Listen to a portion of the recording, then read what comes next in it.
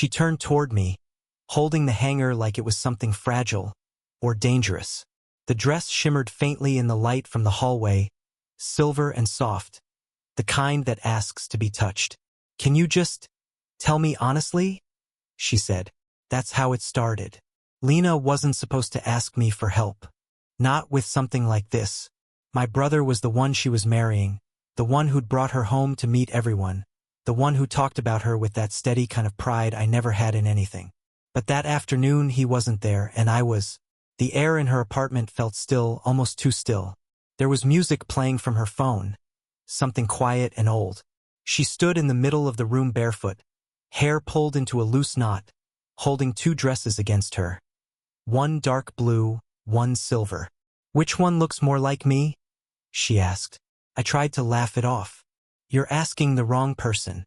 I don't know anything about dresses." She smiled. The kind of smile that makes you feel seen and uncomfortable at the same time. "You notice things, Noah. You always do." That line, "you notice things," it stayed in the air longer than it should have. I don't remember walking closer, but suddenly I was near enough to see the faint smudge of paint on her wrist, the tiny freckle at the curve of her collarbone. She'd been painting again, probably the samples for the gallery renovation. Her fingers brushed a strand of hair away from her face, and I swear the movement made the air shift. "I can't tell just from holding them," she said quietly.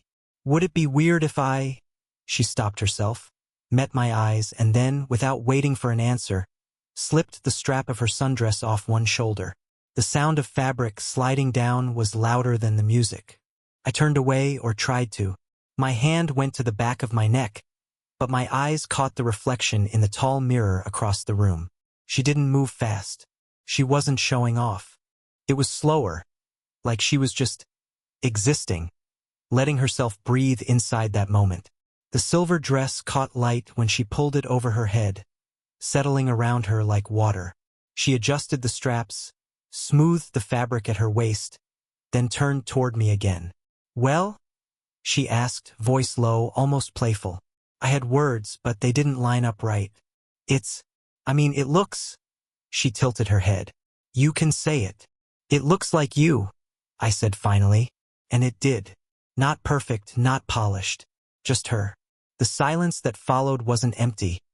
It was full, like a held breath. I could hear the faint hum of the air conditioner, the creak of wood under her bare feet as she stepped closer.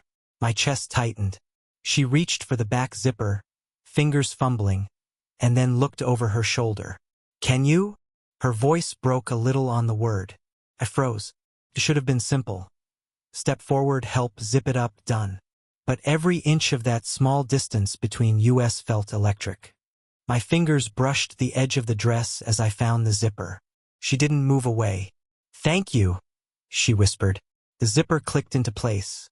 A small sound, but it felt loud. We didn't move.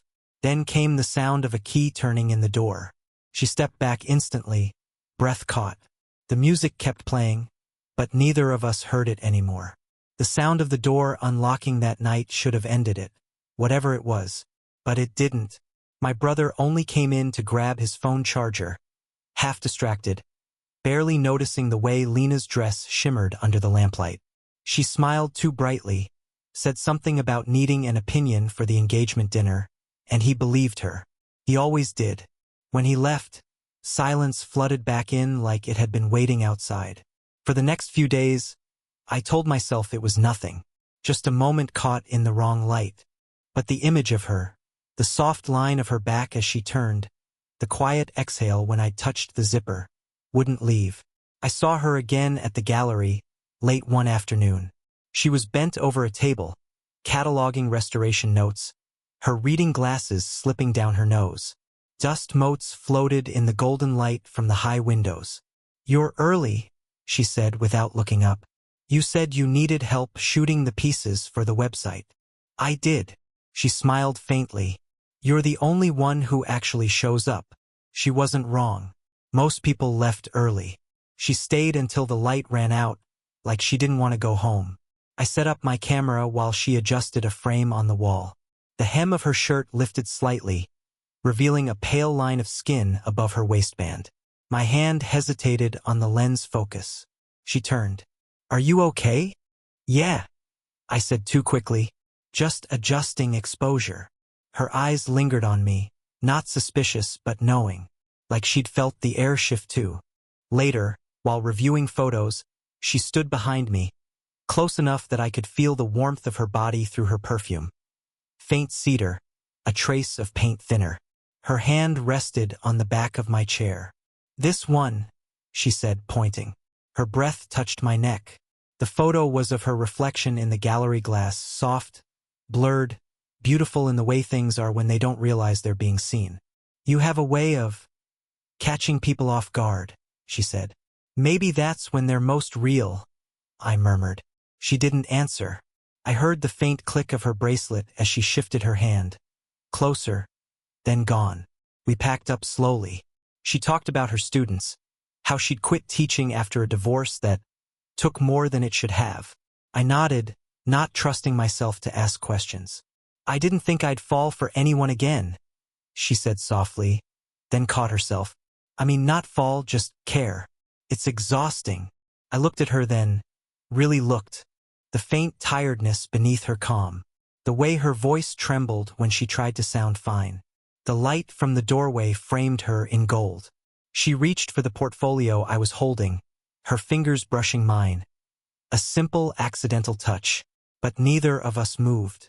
Her eyes met mine, searching, unguarded for the briefest second. Then she whispered, "You should probably go before he gets here." Her hand slipped away, leaving warmth behind. And for the first time, I wasn't sure I wanted to. Rain had been falling all afternoon. The kind that turns streets into mirrors and makes time move slower. The gallery was closed, everyone gone except the two of us. Lena stood by the window, tracing a drop of water down the glass with one finger. "You'd think I'd get used to being alone in this place," she said quietly. "But it still feels like it's holding its breath." I set the camera down. "You don't have to stay late every night." "I could say the same to you," she said, turning. Her smile was small, tired, but when she looked at me, something in it lingered too long. Something that didn't belong to my brother's fiancée. The power flickered once, then held. The lights dimmed to a soft amber. The hum of the rain filled the silence between us.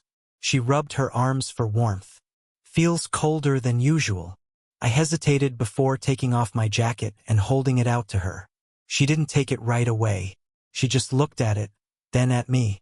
"Your brother used to do that," she said. "Offer things, but not look like he meant it." That line landed somewhere deep. "Maybe he just doesn't notice when people need things," I said. "And you do." I nodded, barely. She took the jacket. When she slipped it on, the sleeves were too long. The sight was almost unbearable. Her in something of mine, wrapped and unfamiliar. The air felt heavier. She walked closer, the sound of her bare feet soft against the wood floor. "You shouldn't look at me like that, Noah," she said, voice low. "I didn't mean to." "Yes, you did." The silence that followed was charged, fragile. My pulse was loud in my ears. She reached out, brushed my arm as if by accident, but didn't move her hand away. "Does it ever bother you?" she asked. "The age thing. Only when you bring it up," I said, trying to sound calm. Her laugh was quiet, almost a sigh. "You're too young to understand what people say can ruin you." I took a step closer. "I don't care what they say." Her eyes flicked toward my mouth, then away. "You should." The door handle rattled. Both of us froze. It was just a text notification, the sound echoing sharp in the still room. She exhaled, eyes closing in relief. "That was close," she whispered. I didn't step back. Neither did she. Her phone buzzed again, my brother's name lighting up the screen. She turned it face down on the table. "I should answer," she said, but didn't move. I could feel her breath against my neck, warm, trembling. My hand twitched, almost reaching for her, then stopped midway. She lifted her hand instead, brushed a strand of hair from my forehead, her fingers lingering. "Don't," she said softly. "Please." But she didn't move away. The rain hit harder outside, the windows streaking with silver. We stood too close, both pretending it was fine, both knowing it wasn't. And when she finally stepped back, it felt like something irreversible had already happened, even without a kiss. It had been a week since the rain. A week of pretending nothing had shifted, that the air between us hadn't changed shape. But it had. It followed us everywhere, into every word, every pause. That Friday she called late. "The gallery lights won't turn off," she said. "Can you stop by?" I should have said no. I said yes. The place was quiet when I arrived, the kind of quiet that hums in your chest. Lena stood by the main exhibit, the silver dress from before draped across one arm. She wasn't wearing it, just holding it, looking at it like it had betrayed her. "It's tomorrow," she said. "The dinner, the engagement party. I can't even pretend to be excited." I stepped closer, careful but not careful enough. "You don't have to do anything you don't want to." Her laugh was small, bitter. "You really think it's that simple? I think you're allowed to want something else." Her hand tightened on the fabric. "You shouldn't say things like that." "Why not?" "Because I believe you when you do." The room seemed smaller then, the walls pulling in. She turned away, but I saw her reflection in the glass. Her eyes wet, her shoulders tense. "I used to think being chosen meant being loved," she said quietly. "But sometimes people choose you because you're convenient, predictable." I took another step. "And what if someone saw you differently?" Her head tilted just slightly. "Someone younger, maybe? Someone who still believes in saving people."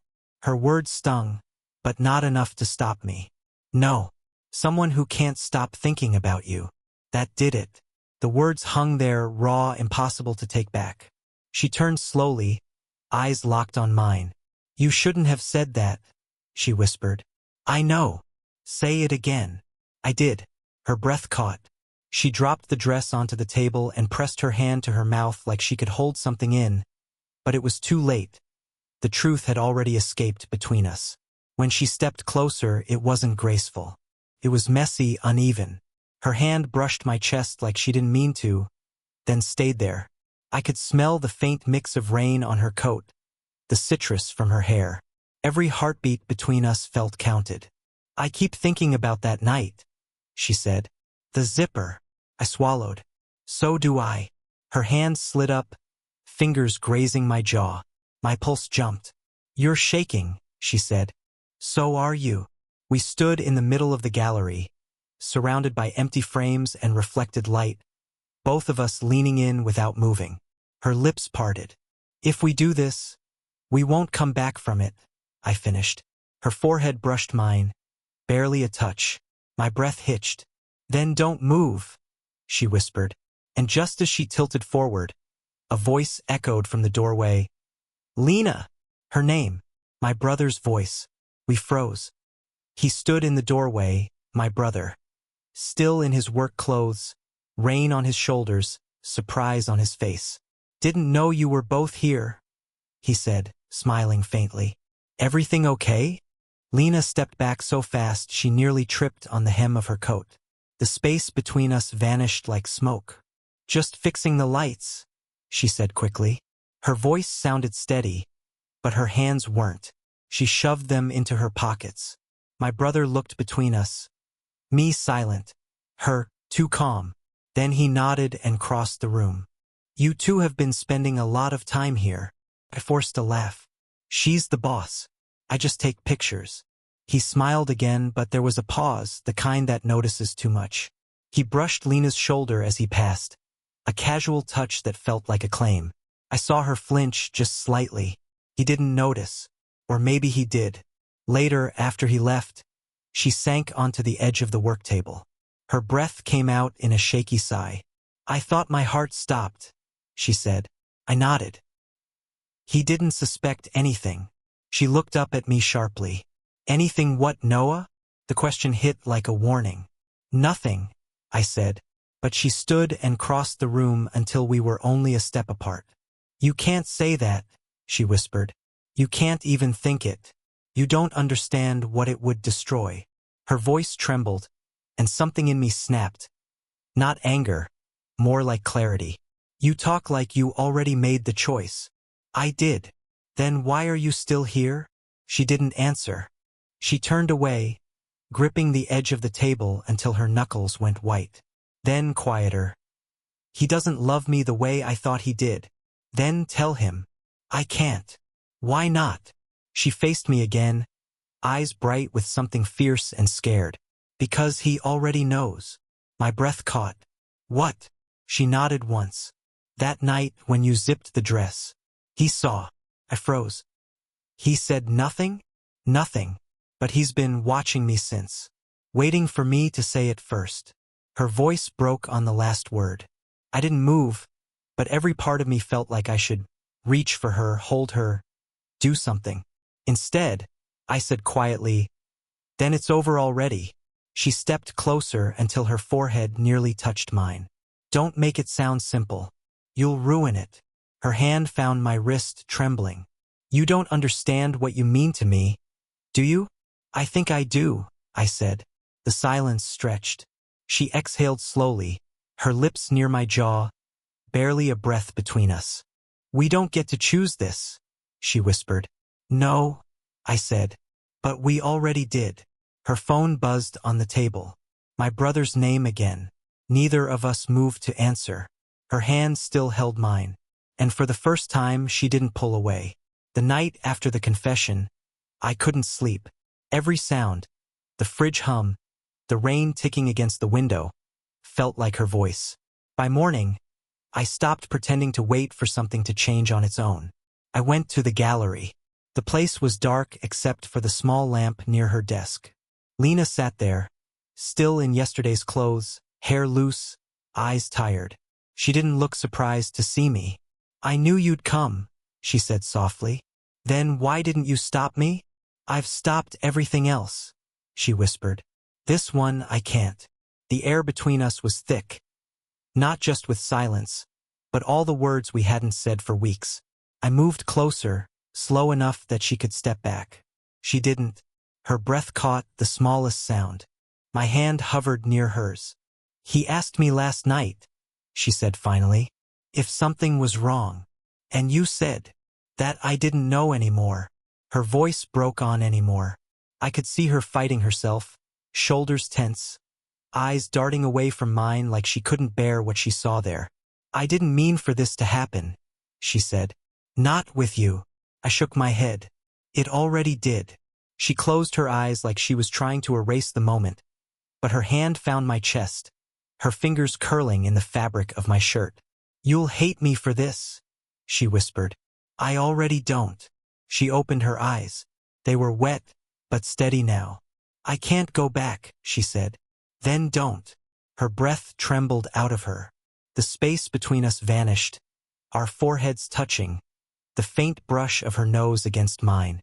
Nothing about it felt like the first time. It felt like the end of something long avoided. Her hand slid up to the side of my face, her thumb resting against the corner of my mouth. "Noah," she breathed, barely a sound. The way she said my name, it wasn't a confession. It was surrender. But she didn't kiss me. Instead, she stepped back, slow, like pulling herself from gravity. "This isn't love," she said quietly. "It's need. And need doesn't last." I swallowed hard. "Then tell me it means nothing, and I'll walk out right now." Her jaw tightened, her lips parted, but no words came. Finally, she whispered, "I can't." That was all I needed to hear. I reached out, not to pull her closer, but to let my hand rest against her cheek, thumb brushing the place where a tear had fallen. She leaned into it, eyes closing, for just a heartbeat too long. Then she stepped away again. When she opened her eyes, they were clear. "I'll end it," she said. "With him. Not because of you, but because of me." I nodded, throat tight. "That's enough." We stood there, both breathing hard, both knowing what we'd almost done, and what we still might. The air felt different now. Not safer, just true. It was weeks before I saw her again. The gallery reopened, brighter than before. Walls newly painted, air lighter somehow. But the space still carried something of us, like it remembered. She arrived quietly, like she always did, carrying a box of prints. No engagement ring, No explanations. Hi, I said. That was it. No grand speeches, no apologies rehearsed. Just two people trying to breathe in the same space again. We worked side by side for a while. She adjusted a frame. I hung lights. Every sound. A nail tapping, a soft laugh, her sleeve brushing mine. Felt like it meant more than it should.